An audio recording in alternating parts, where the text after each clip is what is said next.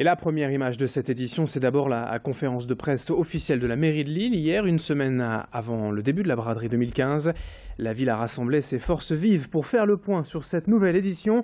Au programme, les 7 nouvelles rues en braderie, la déviation du semi-marathon et du 10 km qui ne passeront pas par la citadelle cette année. Et pour cause de travaux, les réservations d'emplacement sur Internet qui, sachez-le, représentent déjà 35% des 10 000 réservations pour l'instant enregistrées.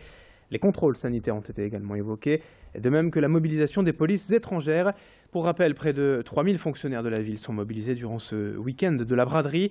Quelques précisions à propos de ces contrôles sanitaires avec une élue lilloise, hier donc sur place au micro de Clémence Rodin. En situation de braderie, vendredi, samedi, dimanche, nous aurons des contrôles. Nos contrôleurs sont répartis sur des zones d'activité et l'ensemble des services de la ville et de la direction de la protection des populations civiles sont mobilisés pour ces contrôles. On est également sur la recherche de contrefaçons, de recels et donc les objets peuvent aussi être vérifiés par les services des douanes et il y a de nombreuses saisies ou destructions de marchandises tout au long de la braderie. Donc on a des services supplémentaires qui sont à pied d'œuvre pour les évacuations de ces différentes marchandises, parce qu'on parle quand même de tonnage dans la matière, mais aussi des équarrisseurs qui sont à disposition à grande proximité pour pouvoir évacuer les déchets.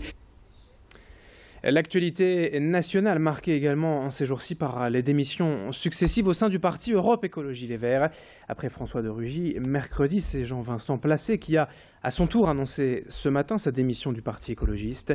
Une véritable crise pour les Verts à 3 mois seulement des élections régionales et surtout à moins de 2 ans de la présidentielle.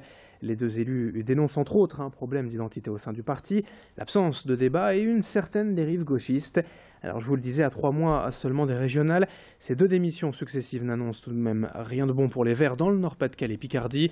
Nous avons joint ce matin la tête de liste du parti dans le Pas-de-Calais, Marine Tondelier, et je vous propose de l'écouter.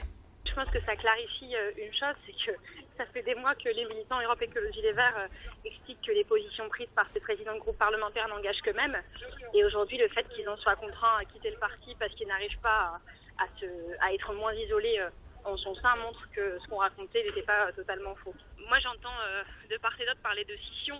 On n'est pas dans une scission, on est dans une démission de 2 personnes qui, avec quelques autres, étaient quand même très isolées sur les positions qu'ils adoptaient dans le parti. Donc moi je pense plus que ça ressoude le collectif pour partir en avant dans la campagne. En politique, toujours quelques images aussi de l'inauguration hier à Lille du local de campagne des Républicains. Xavier Bertrand était donc bien entouré hier avec de nombreuses personnalités présentes. Il est tête de liste des Républicains pour ses prochaines régionales. Le parti va ouvrir un QG de campagne dans chaque département. Et hier, les Républicains étaient boulevard Carnot pour ouvrir ce local lillois. À 3 mois des élections régionales, le parti se met en ordre de bataille pour ravir la région à la gauche. Après le département déjà gagné en avril, la droite peut en effet espérer l'emporter dans le Nord-Pas-de-Calais et Picardie, mais la concurrence, notamment avec le Front National, sera rude.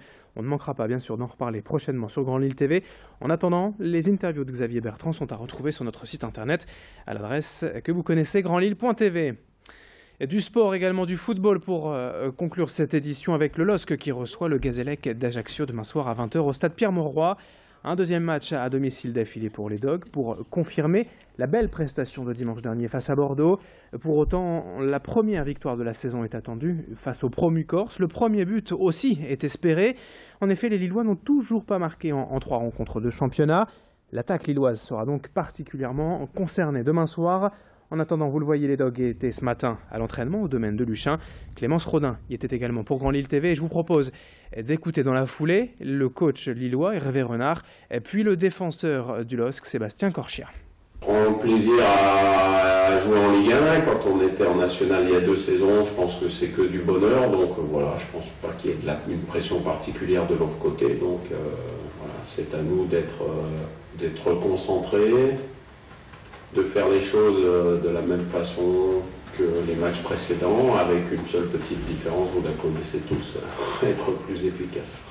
Garder un très bon souvenir et non, il n'a pas changé, toujours aussi, voilà, c'est quelqu'un qui encourage beaucoup sur le terrain, qui a envie de gagner, qui transmet ça à ses joueurs, donc c'est quelqu'un qui fait progresser, qui met en confiance ses joueurs, donc c'est bien. Maintenant, je pense que pour tout le monde, il manque juste une victoire pour que ça se passe encore mieux, mais en tout cas non, il n'a pas changé. Le LOSC face à Ajaccio, je vous le rappelle, notez sur votre agenda, c'est demain soir 20h au stade Pierre-Mauroy pour la 4e journée de Ligue 1.